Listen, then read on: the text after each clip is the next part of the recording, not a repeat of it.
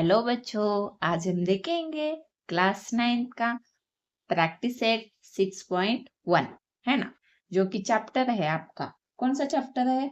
Financial planning है ना। तो इस वीडियो में हम क्या देखेंगे? बेसिक कंसेप्ट और उसके साथ ही प्रैक्टिस सेट 6.1 के क्वेश्चन नंबर 1 to 3 कंप्लीट करेंगे और नेक्स्ट वीडियो में हम क्वेश्चन नंबर 4 और बाकी की जो भी बचे हुए क्वेश्चंस है वो कंप्लीट करेंगे। चलिए, क्या है इनकम? अभी इनकम मतलब क्या है, देखिए।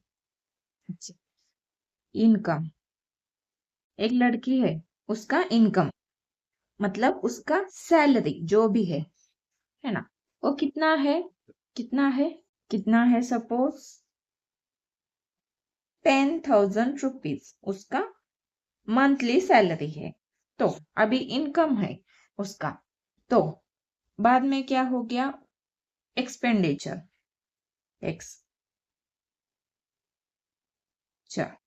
एक्सपेंडिचर और सेविंग और इन्वेस्टमेंट, ये कंसेप्ट आपको पता होना चाहिए। तो क्या है यहाँ पे? एक लड़की है, सपोज उसका मंथली इनकम कितना है? 10,000, मतलब उसका जो सैलरी है कितना है?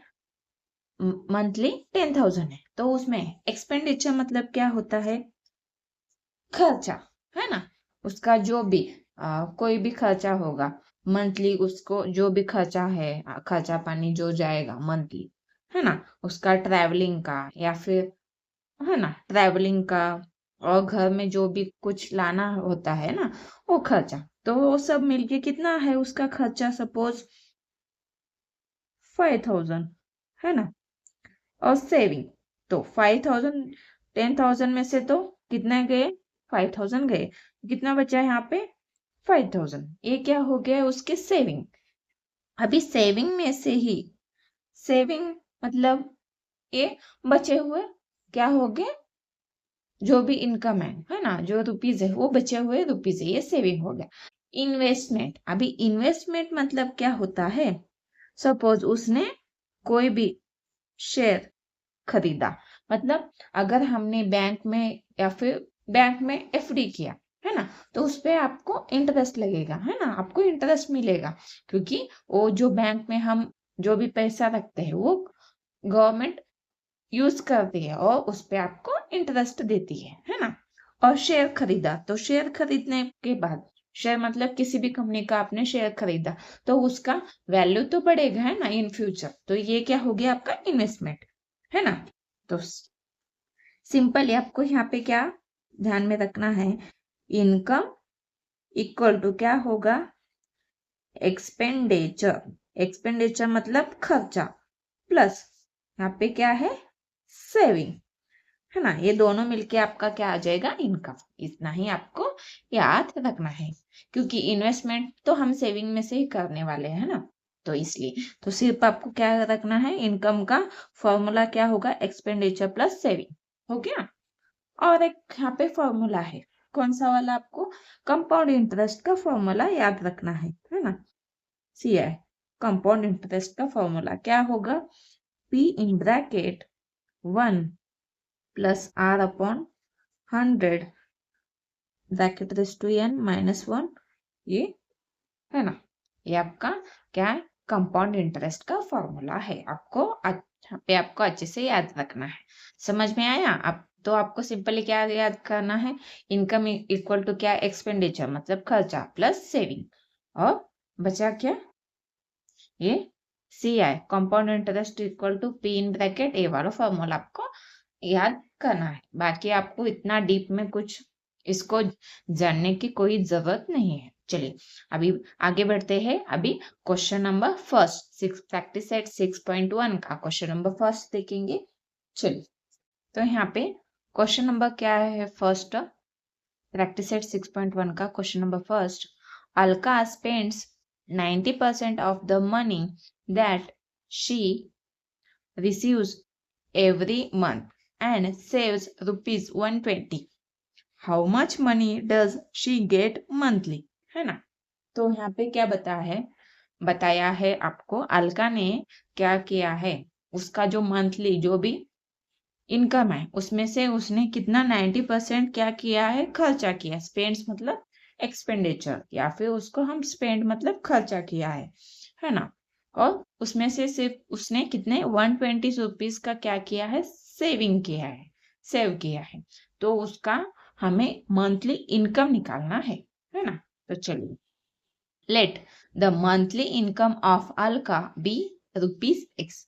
तो जो अलका का मंथली इनकम है वो तो हमें पता नहीं है, तो उसको हमने क्या माना है, ₹X। हर मतलब अलका का, हर एक्सपेंडिचर मतलब उसका खर्चा कितना है, 90% ऑफ, कितना किसमें से होगा, जो भी उसका इनकम है उसमें से ही होगा ना, तो इसलिए ऑफ X लिखा है।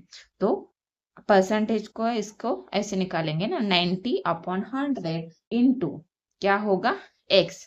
अभी ये जो भी है क्या है यहाँ पे, 0, A0 कैंसिल हो गया, तो क्या बचा, 9/10, और यहाँ पे x, तो 9x/10, इसको ऐसे लिखा है हमने, है ना। हर सेविंग इक्वल टू, यहाँ पे बताया है आपको कि उसका सेविंग कितना है, 120 रुपीज। तो यहाँ पे 120 rupees. We know that income equal to expenditure plus saving, है ना। मैंने आपको फॉर्मूला बताया था तभी, इनकम मतलब क्या है, जो भी खर्चा है, और प्लस सेविंग, है ना, एक्सपेंडिचर प्लस सेविंग। तो यहाँ पे आपका एक्सपेंडिचर तो मिला 9/10 इंटू X, और सेविंग दिया है आपको ऑलरेडी 120 रुपीज। अभी हम क्या करेंगे, यहाँ पे देखिए, ये 10 है ना, उसका क्रॉस मल्टीप्लाई करेंगे ना, 10 इंटू 120, है ना। बाद में ये 9x as it is, divide में 10 आ जाएगा, है ना। 9x plus 120 into 10 divide by 10, है ना। तो 9x as it is plus 120 into 10 हो गया, तो कितना आ गया, 1200/10 आ गया। तो उसके बाद क्या आ जाएगा यहाँ पे, 10x कैसे आ गया, ये 10 इस साइड गया, है ना, तो मल्टीप्लाई हो गया, तो 10x equal to 9x plus 1200, वही हमने यहाँ पे लिखा है। तो अभी ये जो 9x है वो इस साइड गया, है ना, क्योंकि x के टर्म हमने एक साइड किया, तो इसलिए 10x में से 9x गया, तो कितना बचा, x, है ना। तो x इक्वल टू 1200, x हमने क्या माना था, जो अलका का इनकम है मंथली उसको हमने x माना था, वो कितना आ गया, 1200 रुपीज, है ना। तो वही हमने यहाँ पे लिखा है, अलका गेट्स ₹1200 मंथली, है ना। अलका क्या है, उसका जो मंथली इनकम है कितना आ गया, ₹1200। समझ में आया। यहाँ पे अच्छे से आपको एक क्वेश्चन अच्छे से सॉल्व करके आपको अच्छे से देखना है ना। तो चलिए आगे बढ़ते हैं, अभी क्वेश्चन नंबर 2 देखते हैं। तो यहाँ पे देखिए question number 2, Sumit borrowed a capital of ₹50,000 to start his food products business. In the first year, he suffered a loss of 20%. He invested the remaining capital in a new sweets business and made a profit of 5%. How much was his profit or loss on his original capital? तो हमें यहाँ पे क्या देखना है, तो हमें profit और लॉस पूछा है ना। तो अमाउंट बोरोड बाय सुमित, तो सुमित ने क्या किया, बोरो किया मतलब लिया है, कितना कैपिटल लिया है, 50,000 स्टार्टिंग में, है ना, ओरिजिनल कैपिटल, है ना। तो यहाँ पे in the first year he suffered a loss of 20%। यहाँ पे क्या बोला है, स्टार्टिंग में फर्स्ट ईयर उसने 20% का लॉस यहाँ पे झेला है। तो यहाँ पे मैं ये आपको सिर्फ समझाने के लिए लिखा है ना। ये आपको जो एग्जाम में आया तो ये ऐसे नहीं लिखना है, मैं सिर्फ आपको समझाने के लिए यहाँ पे लिखा है।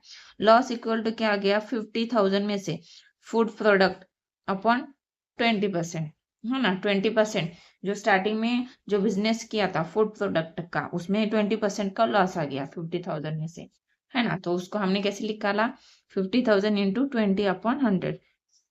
ये कैंसिल हो गया तो ये कैंसिल हो गया तो कितना बचा, ये 2 इंटू 5 कितना हो गया 10।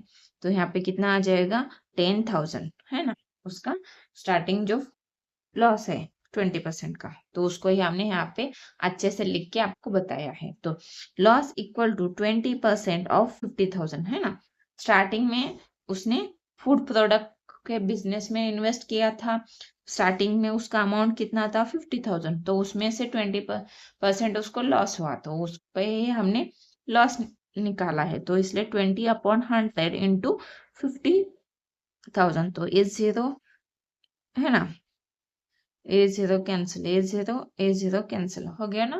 तो क्या बचा है यहाँ पे 2 इंटू 5 कितना हो गया 10,000। तो यहाँ पे कितना आ गया 10,000। तो यहाँ पे लॉस, तो remaining money equal to remaining capital equal to कितना आ जाएगा 50,000 माइनस 10,000, है ना। ये 10,000 का लॉस हुआ ना, उसको हमने माइनस किया 50,000 में से, तो कितना बचा 40,000 रुपीज, है ना। 40,000 रुपीज बचा। तो he invested remaining capital in new sweets business and made a profit of 5%। तो यही आपको गिवन में दिया था कि उसने क्या किया है, he invested the remaining capital in new sweet business and made a profit of 5%, है ना।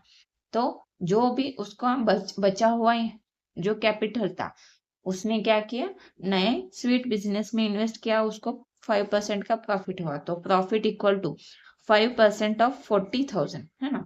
40,000 पे उसका प्रॉफिट निकलेगा कितने 5% का, तो कितना आ जाएगा 5/100। A0 A0 A0 A0 cancel, तो कितना बचा यहाँ पे 400 और ये 5, ये 0 एज इट इज, 5 4 जा 20, तो कितना आ गया यहाँ पे 2,000, है ना। तो यहाँ पे न्यू कैपिटल इक्वल टू कितना आ जाएगा, new capital equal to 40,000 plus 2,000। तो यहाँ पे 40,000 प्लस 2,000 का एडिशन हो गया, तो 42,000 रुपीज, है ना। तो इसलिए original capital is greater than new capital. जो ओरिजिनल कैपिटल है वो क्या है, ग्रेटर है किससे, न्यू कैपिटल से, क्योंकि ही इनक्वर्ड अ लॉस ऑफ रुपीज, है ना। उसको कितना लॉस हुआ 50,000 माइनस 42,000 माइनस करेंगे तो कितना आ गया 8,000। तो लॉस परसेंट क्या आ जाएगा, loss upon original capital into 100। Loss कितना है 8,000 अपॉन ओरिजिनल कैपिटल इंटू 100। तो हमने यहाँ पे क्या किया है, A0 A0 A0 A0 cancel हो गया, बचा A0 A0 A0 A0 cancel, है ना। तो 5 1 जा 5, है ना। 5 1 जा 5 कितना बचा 3, 5 6 जा कितना आ जाएगा 30। तो कितना हो जाएगा 16%, है ना लॉस। तो loss on original capital equal to 16%, है ना। तो उससे लॉस कितना हुआ है 16% का। यहाँ पे प्रॉफिट तो हुआ ही नहीं, यहाँ पे हमने न्यू कैपिटल निकाला, है ना। उसका ओरिजिनल, यहाँ पे उसका ओरिजिनल कैपिटल कहाँ पे था, यहाँ पे, है ना। तो उससे कम आ गया है, इसलिए उसका 60% का लॉस हो गया है। चलिए यहाँ पे ये अच्छे से देखिएगा, ये आपका क्वेश्चन नंबर 2 का आंसर है।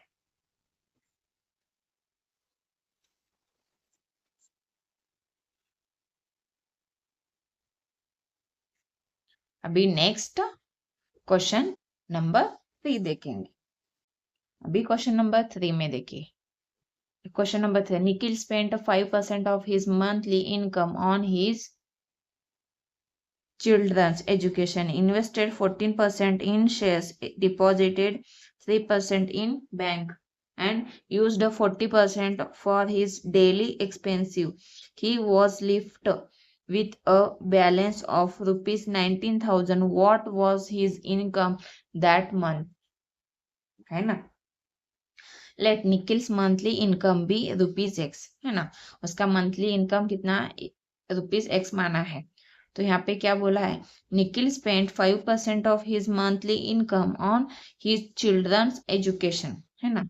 तो उसने 5% किस पे इन्वेस्ट किया है, उसके बच्चों का एजुकेशन के लिए। इन्वेस्टेड 14% इन शेयर, 14% क्या है उसका इन्वेस्टमेंट है। और डिपॉजिटेड 3% इन बैंक, तो डिपॉजिट किया है कितना 3%। And used 40% for his daily expensive, तो उसने 40% उसका डेली एक्सपेंसिव के लिए यूज किया है। तो टोटल एक्सपेंडिचर क्या आ जाएगा, 5% प्लस 14% प्लस 3% प्लस 40%। कैसे किया है, ये 5, ये 14, ये 3 और ये 40%। तो यहाँ पे कितना हो गया, इन सबका टोटल करेंगे तो कितना आ गया 62% ऑफ एक्स। क्योंकि इस सारे जो हमें परसेंटेज दिए है उसको हमने एक्सपेंडिचर क्यों माना, क्योंकि जो इनकम है उसमें से ही ये सारे वो इन्वेस्ट कर रहा है ना, मतलब जो भी है इसमें से खर्चा हो रहा है ना उसके, इसलिए उसको हमने एक्सपेंडिचर मान के उसका एडिशन किया है। और यहाँ पे 62, तो इसलिए यहाँ पे 62 ऑफ एक्स, तो 62 ऑफ एक्स क्या आ जाएगा 60/100, 62/100 into x. And his saving equal to क्या आ जाएगा 19,000 रुपीज, क्योंकि he was left with a balance of 90,000 यहाँ पे दिया है। तो उसका सेविंग कितना है 19,000 रुपीज।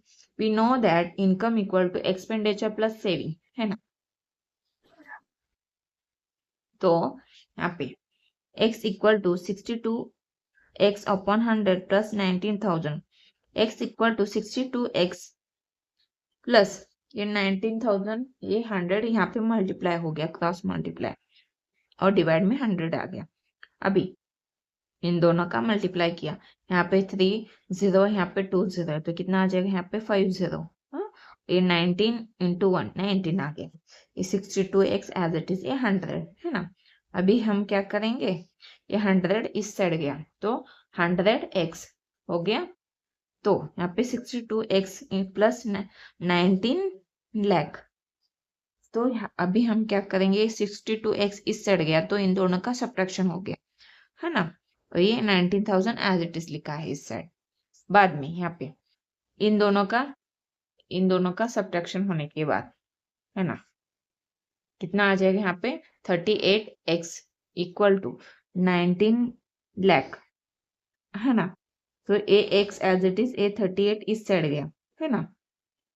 हम क्या करेंगे यहाँ पे 19 1 जा 19, 19 2 जा क्या आ जाएगा 38, तो यहाँ पे कितना आ जाएगा 1 लाख, है ना। तो 1 लाख अपॉन 2, है ना। तो 2 1 जा 2, 2 5 जा 10, और बचे हुए 0 एज इट इज, है ना। कितने आगे यहाँ पे 1 2 3 4, तो यहाँ पे कितना आ गया यहाँ पे ये 50,000। यहाँ पे आपका मंथली इनकम कितना आ गया यहाँ पे 50,000 rupees. Nikhil's monthly income is rupees 50,000। तो यहाँ पे आपका क्वेश्चन नंबर 3 भी कंप्लीट हो गया। तो अच्छे से देखिएगा क्वेश्चन नंबर 3 को। तो चलिए नेक्स्ट वीडियो में मिलते हैं। क्वेश्चन नंबर आगे के जो भी 4 नंबर 5 नंबर जो भी क्वेश्चन है आपका नेक्स्ट वीडियो में हम सॉल्व करेंगे। तो बच्चों अगर आपको ये वीडियो अच्छे से समझ में आया है तो प्लीज चैनल को सब्सक्राइब कीजिए, लाइक कीजिए और ज्यादा से ज्यादा वीडियो शेयर कीजिए।